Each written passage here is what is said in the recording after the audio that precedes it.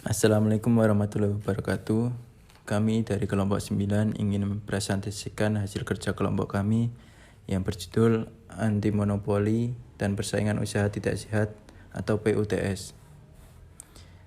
Yang pertama, perkenalkan nama anggota kelompok kami. Yang pertama, Naufal Yusuf Afandi dengan NPM 1901010182, David Trianto dengan NPM 1901010200, dan yang terakhir Putra Pratama Sugiantoro dengan NPM 1901010203. Selanjutnya yaitu pengertian. Pengertian dari monopoli yaitu penguasaan produk atas pemasaran barang serta penggunaan jasa tertentu oleh pelaku usaha atau kelompok pelaku usaha. Sedangkan yang pengertian dari persaingan usaha tidak sehat atau PUTS adalah persaingan antara pelaku usaha dalam menjalankan kegiatan produksi atas pemasaran barang dan jasa yang dilakukan dengan cara tidak jujur atau melawan hukum serta menghambat persaingan usaha. Pengertian praktik monopoli dan persaingan usaha tidak sehat menurut Undang-Undang Nomor 5 Tahun 1999 tentang praktik monopoli adalah pemusatan kekuatan ekonomi oleh satu atau lebih pelaku usaha yang mengakibatkan dikuasainya produksi atau pemasaran atas barang dan jasa tertentu sehingga dapat menimbulkan persaingan yang tidak sehat dan dapat merugikan bagi kepentingan umum. Selanjutnya yaitu asas dan tujuan. Tujuan yang terkandung di dalam Undang-Undang Nomor 5 Tahun 1999 yaitu yang pertama, menjaga kepentingan umum dan meningkatkan efisiensi ekonomi nasional sebagai salah satu upaya untuk meningkatkan kesejahteraan rakyat. Yang kedua yaitu mewujudkan iklim usaha yang kondusif melalui pengaturan persaingan usaha yang sehat, sehingga menjamin adanya kepastian kesempatan berusaha yang sama bagi pelaku usaha besar, pelaku usaha menengah, dan pelaku usaha kecil. Dan yang ketiga, mencegah praktik monopoli serta persaingan usaha yang tidak sehat karena ditimbulkan oleh pelaku usaha. Dan yang terakhir, terciptanya efektivitas serta efisiensi dalam kegiatan suatu usaha. Yang selanjutnya yaitu Komisi Pengawasan Persaingan Usaha atau KPPU. KPPU ialah sebuah lembaga independen di Indonesia yang dibentuk untuk memenuhi amanat Undang-Undang Nomor 5 Tahun 1999 tentang larangan praktek monopoli dan persaingan usaha tidak sehat. KPPU menjalankan 3 tugas untuk mengawasi Undang-Undang Nomor 5 Tahun 1999. Di antaranya yang pertama, kegiatan yang dilarang, yaitu melakukan kontrol produksi dan pemasaran melalui pengaturan pasokan, pengaturan pasar yang dapat menyebabkan praktek monopoli dan persaingan usaha tidak sehat. Dan yang kedua yaitu perjanjian yang dilarang, yaitu melakukan perjanjian dengan pihak lain untuk secara bersama-sama mengontrol produksi atau pemasaran barang dan jasa yang dapat menyebabkan praktek monopoli atau persaingan usaha tidak sehat seperti perjanjian penetapan harga, diskriminasi harga, boikot, perjanjian tertutup, dan oligopoli. Dan yang selanjutnya nomor 3 yaitu posisi dominan.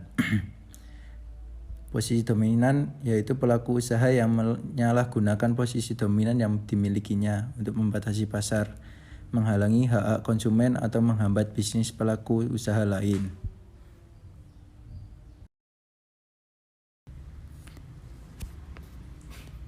Yang selanjutnya, kegiatan yang dilarang dalam anti monopoli dan PUTS. Kegiatan ini sendiri terbagi menjadi beberapa bagian. Di antaranya, yang pertama, monopoli, pasal 17. Pelaku usaha dilarang melakukan penguasaan atas produksi, pemasaran barang, dan jasa yang dapat mengakibatkan terjadinya praktek monopoli serta persaingan usaha yang tidak sehat. Yang kedua, pelaku usaha patut diduga atau dianggap melakukan penguasaan atas produksi dan pemasaran barang serta jasa sebagaimana dimaksud dalam ayat 1 apabila barang dan jasa yang bersangkutan belum ada substitusinya. Yang kedua, mengakibatkan pelaku usaha lain tidak dapat masuk ke dalam persaingan usaha, barang, dan jasa yang sama. Yang ketiga, satu pelaku usaha atau satu kelompok pelaku usaha menguasai lebih dari 50% pangsa pasar satu jenis barang atau jasa tertentu. Yang kedua, monopsoni, pasal 18. Yang pertama, pelaku usaha dilarang menguasai penerimaan pasokan atau menjadi pembeli tunggal atas barang dan jasa dalam pasar bersangkutan yang dapat mengakibatkan terjadinya praktek monopoli atau persaingan usaha yang tidak sehat. Yang kedua, pelaku usaha patut diduga atau dianggap menguasai penerimaan pasokan atau menjadi pembeli tunggal sebagaimana dimaksud dalam ayat 1. Apabila satu pelaku usaha atau satu kelompok pelaku usaha menguasai lebih dari 50% pangsa pasar satu jenis barang atau jasa tertentu. Yang ketiga, bagian penguasaan pasar. Pasal 19. Pelaku usaha dilarang melakukan satu atau beberapa kegiatan, baik sendiri maupun bersama pelaku usaha lain, yang dapat mengakibatkan terjadinya praktek monopoli atau persaingan usaha yang tidak sehat. Pasal 21. Pelaku usaha dilarang melakukan kecurangan dalam menetapkan biaya produksi dan biaya lainnya yang menjadi bagian dari komponen harga barang dan jasa yang dapat mengakibatkan terjadinya persaingan usaha yang tidak sehat. Yang keempat, bagian persekongkolan. Pasal 22. Pelaku usaha dilarang bersekongkol dengan pihak lain untuk mengatur dan menentukan pemenang tender sehingga dapat mengakibatkan terjadinya persaingan usaha yang tidak sehat. Pasal 23. Pelaku usaha dilarang bersekongkol dengan pihak lain untuk mendapatkan informasi kegiatan usaha pesaingnya yang diklasifikasikan sebagai rahasia perusahaan, sehingga dapat mengakibatkan terjadinya persaingan usaha yang tidak sehat. Dan pasal 24. Pelaku usaha dilarang bersekongkol dengan pihak lain untuk menghambat produksi dan pemasaran barang atau jasa pelaku usaha pesaingnya dengan maksud agar barang dan jasa yang ditawarkan atau dipasok di pasar bersangkutan menjadi kurang baik dari jumlah, kualitas, maupun ketepatan waktu yang dipersyaratkan. Yang kelima, posisi dominan. Dalam pasal 1 angka 4 Undang-Undang Nomor 5 Tahun 1999 menyebutkan posisi dominan merupakan suatu keadaan di mana pelaku usaha tidak mempunyai pesaing yang berarti dalam kaitan dengan pangsa yang dikuasai sebagai pelaku usaha mempunyai posisi tertinggi di antara pesaingnya di pasar. Yang selanjutnya, perjanjian yang dilarang. Perjanjian yang dilarang dalam Undang-Undang Nomor 5 Tahun 1999 adalah perjanjian dalam bentuk sebagai berikut. Yang pertama, oligopoli adalah keadaan pasar dengan produsen dan pembeli barang hanya berjumlah sedikit, sehingga mereka atau seorang dari mereka dapat mempengaruhi harga pasar. Yang kedua, penetapan harga. Dalam penetapan harga, pelaku usaha dilarang membuat perjanjian, antara lain perjanjian dengan pelaku usaha pesaingnya untuk menetapkan harga atas barang dan jasa yang harus dibayar oleh konsumen atau pelanggan pada pasar yang bersangkutan sama. Yang kedua, perjanjian yang mengakibatkan pembeli harus membayar dengan harga yang berbeda dari harga yang harus dibayar oleh pembeli lain untuk barang dan jasa yang sama. Yang ketiga, perjanjian dengan pelaku usaha pesaingnya untuk menetapkan harga di bawah harga pasar. Yang selanjutnya, pembagian wilayah. Pelaku usaha dilarang membuat perjanjian dengan pelaku usaha pesaingnya yang bertujuan untuk membagi wilayah pemasaran atau alokasi pasar terhadap barang dan jasa. Yang keempat, pemboikotan. Pelaku usaha dilarang untuk membuat perjanjian dengan pelaku usaha pesaingnya yang dapat menghalangi pelaku usaha lain untuk melakukan usaha yang sama, baik untuk tujuan pasar dalam negeri maupun pasar luar negeri. Yang kelima, kartel. Pelaku usaha dilarang membuat perjanjian dengan pelaku usaha pesaingnya yang dimaksud untuk mempengaruhi harga dengan mengatur produksi dan pemasaran suatu barang ataupun jasa. Yang keenam, trust.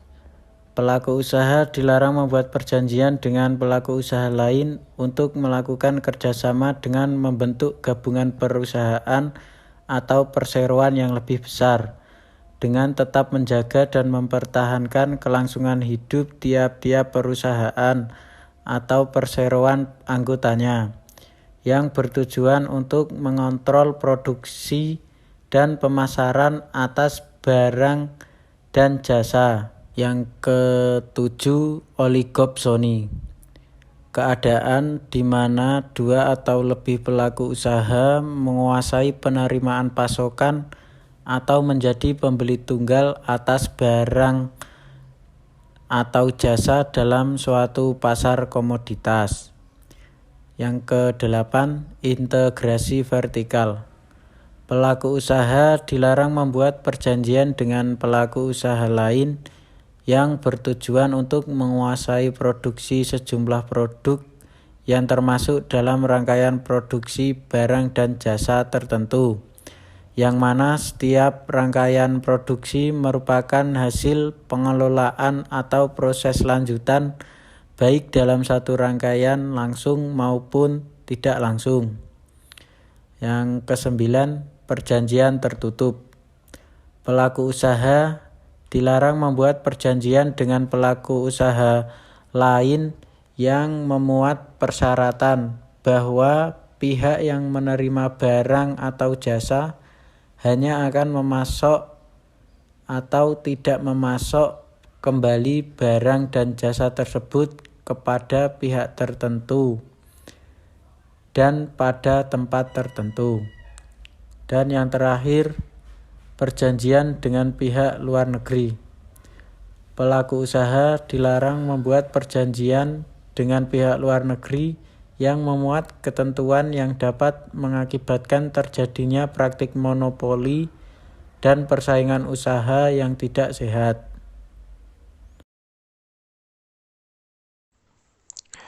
Yang selanjutnya ada hal-hal yang dikecualikan dalam Undang-Undang Anti Monopoli.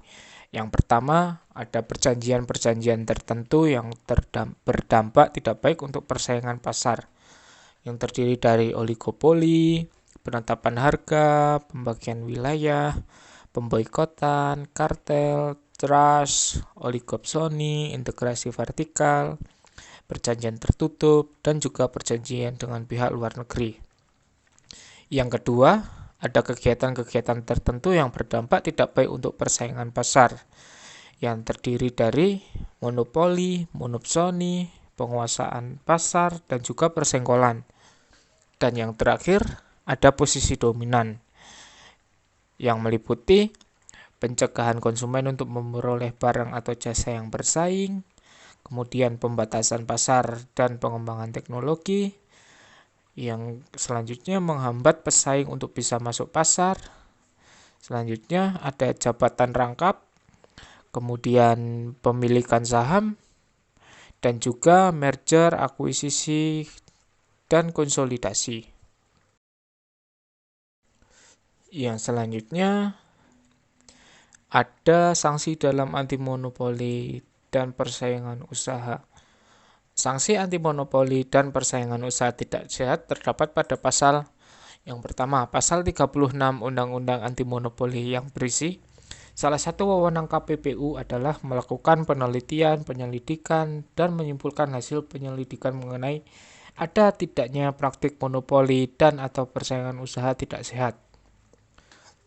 Yang selanjutnya ada pasal 48 ayat pertama yang berisi pelanggaran terhadap ketentuan pasal 4, pasal 9 sampai dengan pasal 14, pasal 16 sampai dengan pasal 19, pasal 25, pasal 27, dan pasal 28 diancam pidana denda serendah-rendahnya 25 miliar rupiah dan setinggi-tingginya 100 miliar rupiah atau pidana kurungan pengganti denda selama-lamanya 6 bulan. Kemudian di ayat kedua berisi tentang pelanggaran terhadap ketentuan pasal 5 sampai dengan pasal 8, pasal 15, pasal 20 sampai dengan pasal 24, dan pasal 26 undang-undang ini diancam pidana denda serendah-rendahnya 5 miliar rupiah dan setinggi-tingginya 25 miliar rupiah atau pidana kurungan pengganti denda selama-lamanya 5 bulan. Kemudian di ayat ketiga berisi pelanggaran terhadap ketentuan pasal 41 undang-undang ini diancam pidana denda serendah-rendahnya 1 miliar rupiah dan setinggi-tingginya 5 miliar rupiah atau pidana kurungan pengganti denda selama-lamanya 3 bulan. Kemudian yang selanjutnya pasal 49 berisi tentang dengan menunjuk ketentuan pasal 10 Kitab Undang-Undang Hukum Pidana terhadap pidana sebagaimana diatur dalam pasal 48 dapat dijatuhkan pidana tambahan berupa yang pertama, pencabutan izin usaha. Yang kedua, larangan kepada pelaku usaha yang telah terbukti melakukan pelanggaran terhadap undang-undang ini untuk menduduki jabatan direksi atau komisaris sekurang-kurangnya 2 tahun dan selama-lamanya 5 tahun. Yang selanjutnya, penghentian kegiatan atau tindakan tertentu yang menyebabkan timbulnya kerugian pada pihak lain. Baik, sekian presentasi dari kelompok kami. Apabila ada salah tutur kata ataupun informasi yang kurang, kami mohon maaf. Wabillahi taufiq walhidayah. Wassalamualaikum warahmatullahi wabarakatuh.